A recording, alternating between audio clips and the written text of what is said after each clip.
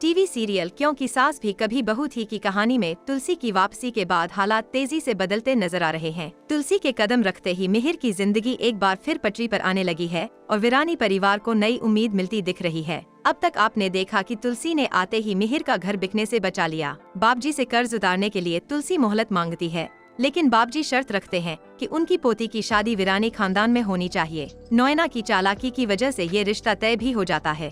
वहीं मिहिर एक बार फिर नोएना को उसकी सच्चाई आईना दिखाता है। आने वाले एपिसोड में शांति निकेतन पहुंचते ही परी तुलसी के सामने अपनी आप बीती रखेगी। तुलसी को पता चलेगा कि परी घरेलू हिंसा की शिकार है।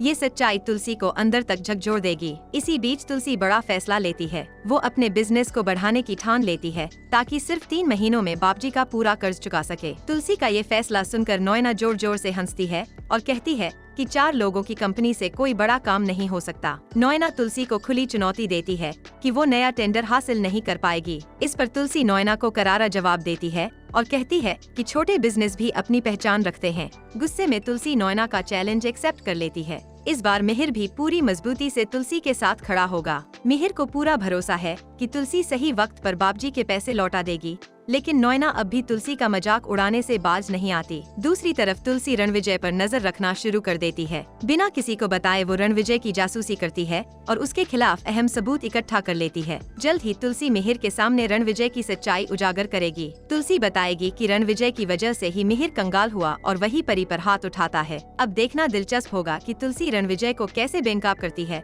और नोएना की हर चाल पर कैसे पानी फेरती है। दोस्तों, अगर आपको हमारा वीडियो अच्छा लगे तो उसे लाइक करें, शेयर करें और ऐसी ही दिलचस्प जानकारी पाने के लिए हमारा चैनल फॉलो करें।